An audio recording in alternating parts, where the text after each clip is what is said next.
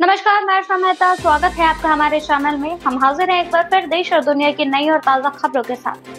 सबसे पहले इस बुलेटिन में हम बात करेंगे मणिपुर के जिरीबाम के संदिग्ध उग्रवादियों के बारे में, जो सुरक्षा बलों के बीच झड़प में 10 उग्रवादी मारे गए।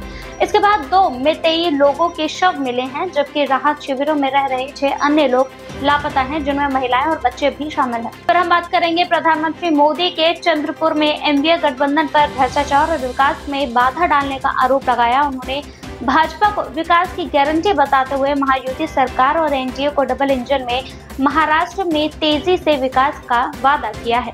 आगे बात करेंगे महाराष्ट्र में चुनाव अधिकारियों द्वारा उद्धव ठाकरे का सामान की जांच पर विवाद हुआ। महायुति ने ठाकरे पर पैसा छिपाने का आरोप लगाया है, जबकि एनडीए ने सत्तारूढ़ नेताओं की जांच पर सवाल उठाया।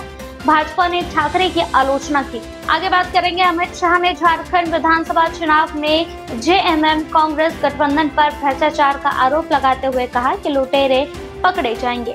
आगे बात करेंगे नायब सूबेदार राकेश कुमार, जो जम्मू कश्मीर के किश्तवाड़ा में आतंकवादियों से मुठभेड़ में शहीद हुए। उनका पार्थिव शरीर हिमाचल प्रदेश के बड़नौग गांव में लाया गया। पहली खबर मणिपुर के जिरीबाम जिले में है। सोमवार को सुरक्षा बलों द्वारा 10 संदिग्ध उग्रवादियों के मारे जाने के बाद मंगलवार के 2 मेतेई लोगों के शव मिले हैं।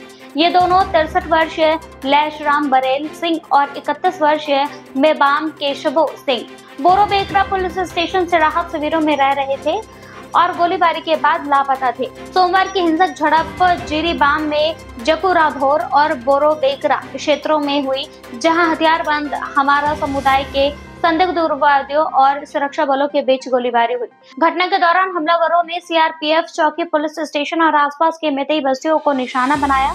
पुलिस ने बताया कि शिविर में रह रहे 6 लोग अभी भी लापता हैं, जिनमें 3 महिलाएं और 3 बच्चे शामिल हैं। ये हिंसा उस समय हुई जब कुछ दिन पहले ही 31 वर्षीय हमार समुदाय की महिला की हत्या हुई थी। हमार समूह का दावा है कि सोमवार को मारे गए उग्रवादी महिला की हत्या का प्रतिशोध ले रहे थे। इस संघर्ष में एक ही दिन में हुई हताहतों की संख्या इस साल की सबसे अधिक रही है। अगली खबर, प्रधानमंत्री नरेंद्र मोदी ने महाराष्ट्र के चंद्रपुर में एक चुनावी रैली में महाविकास आघाड़ी गठबंधन पर कड़ा प्रहार किया, जिनमें शिवसेना, उद्धव ठाकरे, राष्ट्रवादी कांग्रेस पार्टी और कांग्रेस शामिल है। उन्होंने एनडीए को भ्रष्टाचार का सबसे बड़ा खिलाड़ी बताते हुए कहा कि ये गठबंधन महाराष्ट्र के विकास में बाधक है।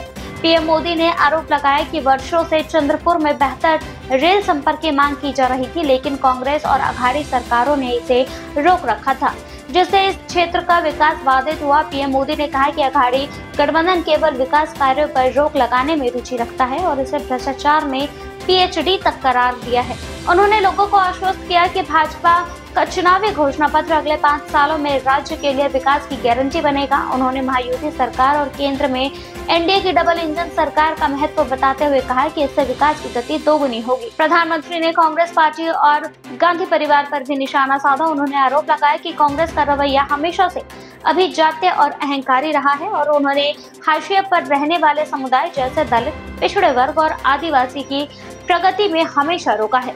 पीएम मोदी ने राजीव गांधी के प्रधानमंत्री काल का हवाला देते हुए कहा कि आरक्षण विरोधी रवैया का भी आलोचना की। महाराष्ट्र विधानसभा के 288 सीटों के लिए चुनाव 20 नवंबर को एक ही चरणों में होंगे और नतीजे 23 नवंबर को घोषित किए जाएंगे। प्रधानमंत्री ने इस चुनाव में भाजपा और महायुति के पक्ष में समर्थन मांगा, ये कहते हुए कि राज्य में विकास के लिए एक आवश्यक कदम है। अगली खबर, महाराष्ट्र के यवतमाल के चुनावी अधिकारियों द्वारा उद्धव ठाकरे के सामान की जांच चुनावी विवाद का विषय बन गई है। महायुति नेताओं का आरोप लगाया कि ठाकरे ने अपनी चोरी किए गए पैसे पकड़े जाने का डर है, जबकि एनडीए ने सवाल उठाया कि क्या सत्तारूढ़ गठबंधन के नेताओं के सामान की भी इस तरीके से जांच की जाती है। शिवसेना के सांसद संजय राउत ने दावा किया है कि मुख्यमंत्री एकनाथ शिंदे और उप मुख्यमंत्री अजित पवार भारी मात्रा में पैसे बांट रहे हैं और चुनाव आयोग से सवाल किया गया कि क्या महायुति नेताओं के बैग की भी जांच होती है। उद्धव ठाकरे ने चुनाव अधिकारियों द्वारा उनके बैग की जांच का एक वीडियो पोस्ट किया, जिसमें उन्होंने पूछा कि क्या प्रधानमंत्री नरेंद्र मोदी और गृह मंत्री अमित शाह की बैग की भी जांच की जाती है। आदर्श आचार संहिता के तहत चुनाव अधिकारियों द्वारा ऐसे कदम उठाए जाते हैं।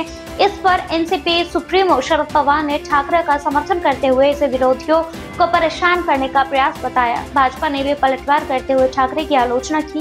भाजपा के आईटी प्रमुख अमित मालवीय ने ठाकरे को अपमानित करने का आरोप लगाया और कहा कि उनकी भाषा गली के गुंडे जैसी थी। अगली खबर, केंद्रीय गृह मंत्री अमित शाह ने झारखंड विधानसभा चुनाव के दौरान जेएमएम कांग्रेस गठबंधन पर हमला बोला और कहा कि झारखंड में भ्रष्टाचारियों को उल्टा लटकाया जाएगा। धनबाद के एक रैली को संबोधित करते हुए उन्होंने आरोप लगाया कि कांग्रेस और जेएमएम नेताओं से करोड़ों रुपए जब्त किए गए हैं, जो झरिया और धनबाद के गरीबों और आदिवासियों से लूटे गए थे। शाह ने कहा कि भाजपा सत्ता में आने पर इन लुटेरों से धन वसूल कर झारखंड के खजाने में जमा किया जाएगा। शाह ने राहुल गांधी पर वादों को पूरा नहीं करने का आरोप लगाते हुए कहा कि मोदी सरकार की गारंटी पत्थर के लकीर की तरह होती है। उन्होंने लोगों से भाजपा को वोट देने की अपील की और कहा कि उनका एक वोट तय करेगा कि झारखंड को भ्रष्टाचार से मुक्ति मिलेगी या नहीं। उन्होंने ये भी वादा किया कि भाजपा जीतने पर राज्य में घुसपैठियों से बाहर निकलेगी और आदिवासी महिलाओं की शादी करके जमीन हड़पने की कोशिश से रोका जाएगा। कांग्रेस नेता जयराम रमेश ने इस पर प्रतिक्रिया देते हुए कहा कि भाजपा लोगों को डराने की कोशिश कर रही है, लेकिन उन्हें भरोसा है कि कांग्रेस जेएमएम गठबंधन को जनता का समर्थन मिलेगा। झारखंड चुनाव 13 से 20 नवंबर को होंगे और परिणाम 23 नवंबर को घोषित होंगे। अगली खबर, हिमाचल प्रदेश के मंडी जिले के बरनौर गांव में नायब सूबेदार राकेश कुमार का पार्थिव शरीर अंतिम संस्कार के लिए लाया गया, जिससे गांव में शोक का माहौल छा गया है। राकेश कुमार रविवार को जम्मू कश्मीर के किश्तवाड़ा जिले में आतंकवादियों से मुठभेड़ में शहीद हो गए थे। उनके परिवार में पत्नी, 2 बच्चे और 90 वर्षीय मां है। वे अपने क्षतिग्रस्त घर को फिर से बनाने की योजना बना रहे थे।